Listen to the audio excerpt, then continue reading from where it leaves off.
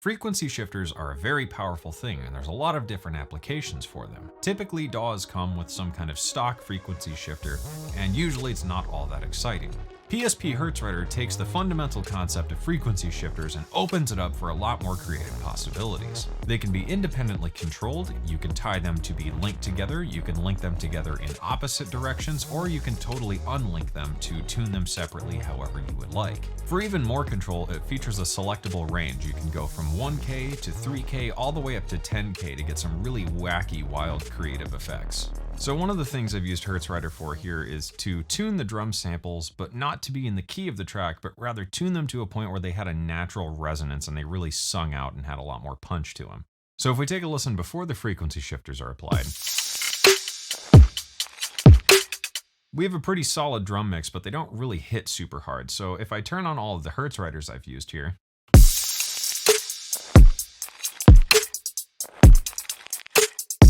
we get a much harder hitting drum performance. And then from there, I can apply a frequency shifter across the bus to help kind of tune everything into where I want it to sit in the song. Since HertzRider also offers two independent frequency shifters and you can link them together to be in opposites, I've actually pulled up a preset here to add some stereo width and a bit more interest overall to the hi-hats.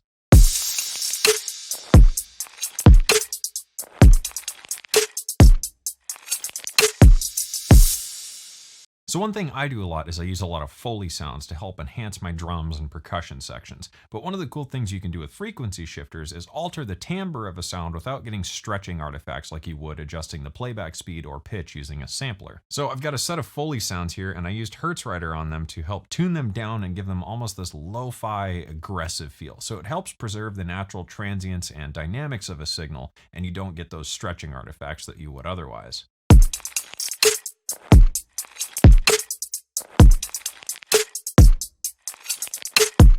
HertzRider is also really useful for adding some interest to a synth patch. So I've got this nice big fuzzy bass line here.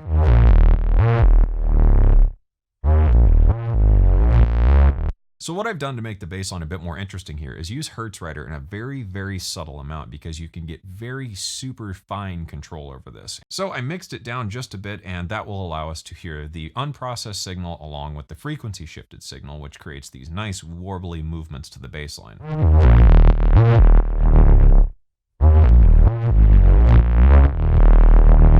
From there, for my synth patches, I used HertzRider for a couple different purposes. On the ARP here, I've got it set up just to add a bit of stereo space and get the ARP sitting a bit wider overall. And then from there, on the lead patch, I've used it with this wow preset, which adds a nice kind of fluttering, pitch shifting movement effect, which just makes it feel a bit more dynamic and interesting rather than just a static synth patch. Sometimes all that's standing in the way between you and a really great sound is a frequency shifter, so we can take a quick listen before and after HertzRider is applied in the mix.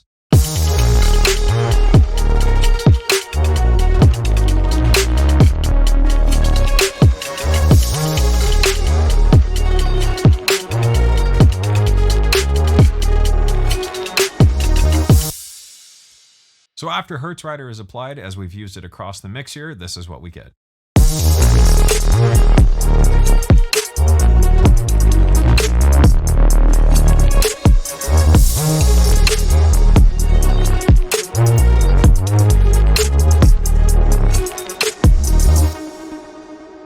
HertzRider is an incredibly powerful and versatile plugin that you can use for a wide variety of applications from sound design to mixing. To find more information and pick it up for yourself today, you can go to PSPaudioware.com.